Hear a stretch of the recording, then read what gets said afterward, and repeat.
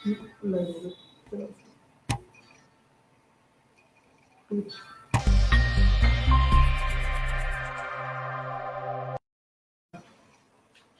नमस्ते, सत श्री अकाल। मैं हूं नितिन। आज हमारे साथ बहुत ही खास मेहमान जुड़ चुके हैं और इनसे रूबरू कराऊंगा आपको और आज बताऊंगा कि इन्होंने जब अपने गांव से मुंबई की तरफ रुख करें तो इनको क्या क्या कठिनाइयों का सामना करना पड़ा। उसके पहले मैं इनका नाम बताना चाहूँगा। इनका नाम है अनुज भारद्वाज और बहुत जल्दी हम उनको अपने स्क्रीन पे लाएंगे और आपसे भी बातें करेंगे और जो दर्शक हमें देख रहे हैं उनसे भी सवाल लेंगे। और ये सेशन लगभग हम 25 से 20 मिनट तक करेंगे और हम अनुज भारद्वाज को जानेंगे और उनसे रूबरू करेंगे। और आपको बता दूं कि इन्होंने छोटे पर्दों पर बड़े कलाकार जैसे काम किया है और इन्होंने एक सुलझा हुआ कलाकार का परिचय दिया है, क्योंकि इन्होंने बहुत ही बेहतर एक्ट किया है। अभी तक मैं इनका क्राइम पेट्रोल देखा, कुछ छोटे पर्दे पे सीन देखा, अब इनको जी भैया आपका बहुत बहुत शुक्रिया। और धन्यवाद। हमारे साथ अब जुड़ गए हैं अनुज भारद्वाज जी। तो आइए इनसे जानते हैं कि कैसा रहा आपका लम्हा जब आपने सोचा था कि घर से निकल के फिल्म इंडस्ट्री में कैरियर बनाने के लिए। मुझे मुंबई में आए हुए 13-14 साल हो गए और जैसे कि मैं रांची से हूँ और वहीं पे मैंने थिएटर किया। मेरे गुरुजी हैं श्री अजय मलकानी जी। हमारा रंगमंच है वहाँ पे, युवा रंगमंच। उनके सानिध्य में हमने वहाँ बहुत सारे नाटक और बहुत कुछ सीखने का मुझे मौका मिला। तो उनका मैंने एक नाटक देखा था वहाँ पे, प्रमोशन, तो उससे प्रभावित होकर मुझे प्रेरणा मिली कि मुझे कुछ करना चाहिए। अभिनय के क्षेत्र में आगे बहुत कुछ किया जा सकता है। तो फिर मुंबई की तरफ रुख करने का मन हुआ कि अभिनय को भी एक करियर के रूप में देखा जा सकता है, उसको किया जा सकता है। जी जी। तो ये थोड़ा सा बड़ा मुश्किल होता है लोगों को समझाना गांव में जो लोग, ये अगर आप किसी से अगर ये बात करें कि मैं बॉलीवुड में जाना चाहता हूं, मैं फिल्म लाइन में कैरियर बनाना चाहता हूं, तो लोगों को समझने में बड़ी परेशानी होती है, क्योंकि उन्हें लगता है, हालांकि बिहार से जब आप सबसे पहले ये बताइए कि आप कहाँ से ताल्लुक रखते हैं। बेसिकली मैं रांची से हूँ, लेकिन मेरा जो पैतृक स्थान है वो बिहार, औरंगाबाद है। जी जी। तो ये बिहार हो गया, झारखंड हो गया, यहाँ पे आप अगर कैरियर बनाने के बारे में जब सोचते हैं तो घर वालों के साथ साथ समाज का भी ताना सुनने को मिलता है कि ये लड़का कैसे, मतलब ये कौन सा लाइन चुन लिया। तो आपको हाँ, कभी इस बड़ा वो एक रहता है कि जैसे यूपी, बिहार, झारखंड तरफ लोगों की एक मानसिकता होती है कि एक्टिंग है, ठीक है, वो अदर एक्टिविटीज के रूप में लोग लेते हैं। जब तक आप सरकारी नौकरी नहीं करते हैं, लोग आपको उतना तवज्जो नहीं देते हैं। और यही है, मतलब एक्टिंग को एज ए करियर लोग नहीं मानते हैं अभी भी। जब तक आप एक मुकाम हासिल नहीं कर लेते हैं, लोग उसको अदर एक्टिविटीज की तरह ही लेते हैं कि भाई ठीक है, बस शौक किया है, ठीक है। अच्छा, जब आपने ये देखा कि चलिए बॉलीवुड में कैरियर बनाते हैं, इसके बारे में सोचा, तो जी, लगभग आपकी उम्र क्या रही होगी और कब आपने सोचा कि मैं बॉलीवुड में जाना चाहता हूँ। मेरी उम्र रही होगी 23 के आसपास, 23 के आसपास। तो फिर आपने मुंबई की तरफ रुख किया।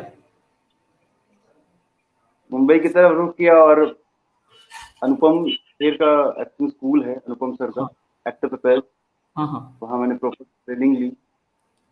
हालांकि ट्रेनिंग में मतलब हमारे गुरुजी हैं रांची में, अजय मलकानी, वहाँ मैं सीख रहा था, रंगमंच कर रहा था वहाँ पे। लेकिन चूंकि मुंबई आना था तो एक टेक्निकली यहाँ से भी जुड़ गया मैं अनुपम खेर के साथ। तो इससे थोड़ा आत्मविश्वास और बढ़ता है, सेल्फ कॉन्फिडेंस बढ़ता है, थोड़ा नए लोगों से मिलने का मौका मिलता तो आप कुछ कहना चाहेंगे उनके लिए जो फ्रेशर्स हैं और जो इसमें कैरियर बनाना चाहते हैं, जैसे कि आपके जैसे बहुत कलाकार होंगे जो इसमें कैरियर बनाना चाहते हैं, बॉलीवुड में कुछ करना चाहते हैं, तो उनके लिए कुछ सुझाव देना चाहेंगे? जो नए लोग हैं जो आना चाहते हैं, वो दूसरों को देख के, दूसरों से प्रभावित होकर अगर आना चाहते हैं तो सही है, लेकिन पहले आत्म-अवलोकन करना ज़्यादा ज़रूरी है। पहले अपने अंदर वो देखें कि वो क्या कैपेबल हैं करने के लिए, जाने के लिए। होमवर्क करना ज़्यादा ज़रूरी है। क्योंकि हम टीवी पे, स्क्रीन पे, फ़िल्मों में जो देखते हैं कि वो चकाचौंध, वो है, लेकिन उसके पीछे बहुत कड़ी मेहनत करनी पड़ती है। संयम, धैर्य बहुत ज़रूरी है। अच्छा अनुज भारद्वाज जी, आप ये बताइए कि अभी जो आप जिस प्रोजेक्ट में काम करना मतलब कर रहे हैं, उसका कुछ नाम बताइए, और जिस जो आपने कर दिया है, जो आने वाला है। मैंने कई जी, जी। मैंने कई शोज़ किए हुए हैं, अशोका, अर्जुन, अदालत, भूत आया, एजेंट राघव, मन में विश्वास है, सावधान, क्राइम पेट्रोल और विक्रम भट्ट की creature, Ishq click, bard of bloods with Imran Hashmi, और एक प्रोजेक्ट है जो अभी पाइपलाइन में है, जहाँ बातें चल रही हैं अभी। यही है। तो ऐसे हम बातें करते रहेंगे, और कुछ अगर सवाल हमारे दर्शक कुछ पूछना चाहते हैं तो वो भी लेंगे। उसके पहले आजकल बहुत विवाद में जो है अभी तांडव, जी, जी। उसके विषय में मैं पूछना ये चाहूंगा कि क्या तांडव में जो सीन दिया जाता है, जो ऐसे कंटेंट दिया जाता है, क्या वो जानबूझकर डाला जाता है ताकि इनडायरेक्टली तरीके से प्रमोशन करे और सुर्खियों में बने रहे, ताकि उसका व्यूज अच्छा जाए? पहली बात ये कि मैंने तांडव देखी नहीं है, और मैं तो बस इतना ही कहना चाहूँगा कि ऐसी कोई भी मूवी, चाहे वो ओटीटी के लिए बन रही हो या फ़िल्मों के लिए बन रही हो, अगर उसमें ऐसे कोई विवादों से भरा कोई विषय डालते हैं, तो उससे बचना चाहिए। धार्मिक भावनाओं को चोट पहुँचाने वाला विषय नहीं डालना चाहिए। आप हॉलीवुड की फ़िल्मों को देखिए, हाँ। वहाँ इतना ज़्यादा कुछ नहीं होता है। यहाँ जनरली ओटीटी की फ़िल्मों को आप देखेंगे तो अश्लीलता, गाली-गलौज यही सब ज़्यादा भरपूर मात्रा में रहता है वहाँ। कहानी पीछे छूट जाती है, अश्लीलता, गाली-गलौज ये सब ज़्यादा हो गया है। आजकल हर बच्चे के पास मोबाइल फ़ोन है, वो देखता है, और हम समाज को क्या परोसें? ये ज़्यादा ज़रूरी है। तो इसके साथ मैं दूसरा सवाल भी पूछना चाहूंगा। जैसे कि फेवरेटिज्म या नेपोटिज्म जो शब्द है बॉलीवुड में या फिर छोटे पर्दे पे, तो इसका आपको कितना सामना करना पड़ा है? नेपोटिज़्म, फेवरेटिज़्म तो हर जगह होता है। जैसे अगर मेरे पिताजी ने कोई दुकान खोली है, तो ऑब्वियस सी बात है उस दुकान पे मेरा ही हक होगा, मैं ही बैठूँगा उस पे आप नहीं बैठेंगे। अगर कोई प्रोड्यूसर फ़िल्म प्रोड्यूस कर रहा है, तो सिंपल सी बात है वो अपने ही किसी व्यक्ति को वहाँ पे लॉन्च करेगा या फिर फ़िल्म का वो हीरो बनाएगा। तो वो बाहर से जो लोग आते हैं, थोड़ा संघर्ष करना पड़ता है, वो मेन हीरो या फिर मेन कैरेक्टर में आने के लिए थोड़ा संघर्ष करना पड़ता है। जब आप अपने अभिनय से ये साबित कर चुके होते हैं कि आप सच में अच्छा अभिनय करते हैं, तो फिर आपको काम मिलने लगता है, आप उनके फेवरेट लिस्ट में आ जाते हैं। अगर हम बात करें बॉलीवुड का, तो जो भी हमारे पास अभी नवाजुद्दीन सिद्दीकी और बहुत सारे ऐसे कलाकार हैं जो जिनका बॉलीवुड से कोई नाता रिश्ता पहले नहीं था, उसके बावजूद उन्होंने इतना मेहनत किया और जो मुकाम उसने हासिल किया है आज, वो काबिले तारीफ है और लोग उसे बहुत पसंद करते हैं। मैं आपको एक कलाकार बात है। बताऊं कि जी, जी। मैं आपको एक बात बताता हूँ कि सब लोग मनोज वाजपेयी और नवाजुद्दीन सिद्दीकी को देखते हैं और तारीफ ज़रूर करते हैं, लेकिन ये नहीं देखते हैं कि मनोज वाजपेयी और नवाजुद्दीन सिद्दीकी ने पीछे क्या संघर्ष किया। संघर्ष को भी देखना बहुत ज़रूरी है। आजकल सारे जो नए जनरेशन के लोग हैं, वो सफलता तुरंत प्राप्त करना चाहते हैं, हीरो तुरंत बनना चाहते हैं, बॉडी तुरंत बनाना चाहते हैं, सब कुछ तुरंत चाहिए। एक्टर बनने के लिए जो चीज़ चाहिए, जो सबसे ज़्यादा ज़रूरी है, वो है धैर्य। प्रतिभा चाहिए, लेकिन अगर प्रतिभा थोड़ा कम मात्रा में भी होगी तो शायद चल जाएगा, लेकिन अगर धैर्य कम होगा तो नहीं चलेगा। पेशेंस चाहिए यहाँ पे। चलिए मैं अगला सवाल आपसे पूछना चाहूंगा कि क्या आपको कभी आउटसाइडर की तरह रिएक्शन मिला है शूट पर? नहीं नहीं, मुझे ऐसा कुछ नहीं लगा, आउटसाइडर जैसा कुछ नहीं लगा। सिंपल सी बात है, अभी जो आपको बताया आपको, क्योंकि मैं टीवी ज्यादा करता हूँ तो वैसा बिल्कुल भी नहीं होता है। आप आपको एक समय लग सकता है, अच्छा एक्टर बनने में आपको थोड़ा समय लग सकता है, आप प्रयत्नशील हो सकते हैं। तब तक जब तक आप एक मुकाम हासिल नहीं कर लेते हैं अच्छे एक्टर वाली लिस्ट में, जब तक आप नहीं आते हैं, तब तक आपको लग सकता है कि आपको कोई वो पहचान नहीं मिल रही है, उस लिस्ट में नहीं आ रहे हैं आप। आपने वो साबित कर लिया तो फिर आपको कॉल आने लग जाएंगे, आपको काम मिलने लग जाएगा। ऐसा कुछ नहीं होता। ऐसे देखे तो हम मुंबई में लाखों लोग रोज ट्रेन पकड़ के आते हैं बॉलीवुड में बनने के लिए, लेकिन दूसरी तरफ ये भी है बहुत लोग वापस भी लौट जाते हैं। इसके बीच में जो चीज कि हमने मुंबई की तरफ रुख किया फिर वापस आया, तो ऐसा क्या चीज होना चाहिए जो लोग मुंबई की तरफ रुख कर रहे हैं उन्हें प्रॉपर काम मिले, वहां रुके? सबसे पहली बात नितिन, मैं आपको एक बात बताऊं, जो मैंने पहले भी बताया आपको, एक्टर बनने के लिए या कुछ भी बनने के लिए जो सबसे ज्यादा जरूरी है, चाहे इंजीनियर बनना हो, डॉक्टर बनना हो, सबके लिए तो धैर्य तो चाहिए। एक्टर बनने के लिए ज्यादा चाहिए, चाहे आप कितने भी धनाढ्य हों।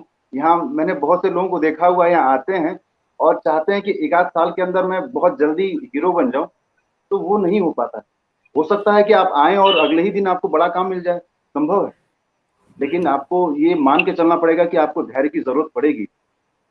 हो सकता है कि अगर आप कोई टीवी सीरियल करते हैं या कुछ काम करते हैं तो वो अनंत समय तक नहीं रहेगा, 1 साल, 6 महीने, 2 साल, फिर आपको इंतजार करना पड़ेगा कि अगला प्रोजेक्ट कब मिलेगा। तब तक आपको धैर्य रखना पड़ेगा, संयम रखना पड़ेगा। मैंने बहुत से लोगों को देखा है, वो संयम तोड़ देते हैं, गुम हो जाते हैं वो, और गलत संगति में पड़ जाते हैं। वो सोचते हैं कि पता नहीं अब क्या होगा, जीवन का क्या होगा। मैं तो इतना कहूंगा कि अभिनय के अलावा भी जीवन है। मैं ये मानता हूँ कि ठीक है, काम मिला, आज है काम, लेकिन कल को काम नहीं भी रहेगा, ये आप मान के चलिए। तब आपकी जो मानसिक स्थिति है संतुलित रहनी चाहिए। आप देख रहे होंगे आजकल न्यूज चैनल्स में, जब लॉकडाउन के दरमियान जब उनकी आर्थिक स्थिति बहुत खराब हो गई थी, तो वो कैसे कैसे सिचुएशन से गुजर रहे होते हैं ऐसे लोग। तो मुझे लगता है कि आपकी, हेलो, हाँ हाँ, आवाज आ रही है। हाँ हाँ हाँ, तो मैं ये कह रहा हूँ कि आपका जो मेंटल पावर है वो ज्यादा मजबूत होना चाहिए, वो आप ज्यादा मेंटली स्ट्रांग होना ज्यादा जरूरी है। काम तो आता जाता रहेगा, काम आता जाता रहेगा। जी जी। तो ये जो आपने लॉकडाउन की बात करी, तो क्या लॉकडाउन में कुछ आपने ऐसा चीज सीखा जो पहले कभी नहीं सीखा? क्योंकि लॉकडाउन काफी मतलब लंबे दिन तक रहा था। क्योंकि मैं लॉकडाउन के मध्य में ही घर चला गया था, मेरी शादी थी। तो हाँ, लॉकडाउन में एक चीज मुझे सीखने को मिली कि वही धैर्य। धैर्य। यहाँ लोग बहुत ज्यादा और अच्छे अच्छे एक्टर इम्पेशेंट हो रहे थे, कैसे होगा, जीवन का क्या होगा, करियर का क्या होगा। आपकी जो सेविंग्स पड़ी है वो खत्म हो रही है और आप किसी से मिल नहीं सकते हैं। तो ये भी है कि आप आत्ममुग्ध रहिए। कभी कभी ऐसी सिचुएशन आ सकता है कि आपके पास कोई नहीं है बात करने के लिए, तो ये लॉकडाउन ये भी सिखाता है कि आप आत्ममुग्ध रहिए, किताबों से दोस्ती करिए, फिल्में देखिए, घर में बैठिए। वो भी सिचुएशन आ सकता है, क्योंकि सरकार ने ऐसे नियम बनाए हुए थे कि आप बाहर भी नहीं जा सकते हैं, किसी से मिल भी नहीं सकते हैं। तो ऐसे सिचुएशन में आप थोड़े खुद से मिलिए। तो अगले 2 साल या 3 साल में अपने आप को कहाँ देखना चाहते हैं? मैं अच्छी अच्छी फिल्में करना चाहता हूँ, अच्छे अच्छे किरदार करना चाहता हूँ, ऐसे किरदार जो थोड़े चैलेंजिंग हो, वो मैं करना चाहूंगा, मुझे अच्छा लगता है और मैं चैलेंजेस मुझे पसंद है। अब मैं इस चीज से रिलेटेड एक और सवाल पूछूंगा, जैसे कि आप ये बताइए कि आपका फेवरेट हीरो कौन, बॉलीवुड से? हीरो जी। हीरो तो मुझे ऋतिक रोशन पसंद है, ऋतिक और रोशन। लेकिन अगर हम एक्टर की बात करें तो मुझे पंकज त्रिपाठी जी मुझे ज्यादा पसंद है। जी, पंकज त्रिपाठी, हाँ, उन्होंने बहुत काम किया है। और आप दूसरा सवाल ये पूछना चाहूंगा, आप मुझे बताइए कि आपका फेवरेट डायरेक्टर बॉलीवुड में कौन सा हो सकता है जिसके साथ आप फिल्म करना बहुत पसंद करते हैं? आपकी आवाज नहीं आ रही। तो मैं सवाल फिर से पूछूंगा कि आपका जो फेवरेट हीरो ऋतिक रोशन है, और आपका फेवरेट डायरेक्टर का नाम बताइए जिसके साथ फिल्म करना पसंद। फेवरेट एक्ट्रेस, डायरेक्टर,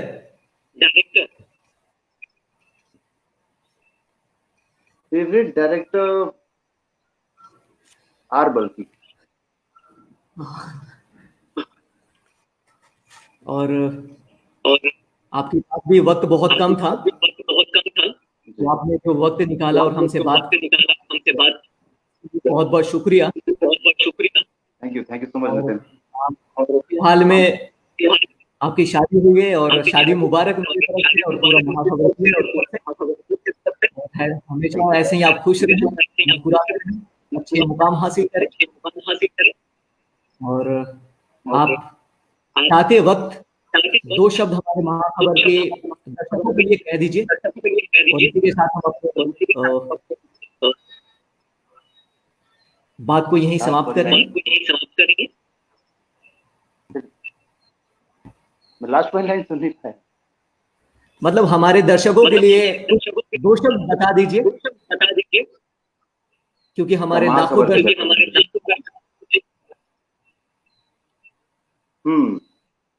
दोस्तों, महाखबर से जुड़े रहिए सच्ची और अच्छी खबरों के लिए। जो सबसे प्योर खबरें होती हैं सिर्फ महाखबर पे आती हैं।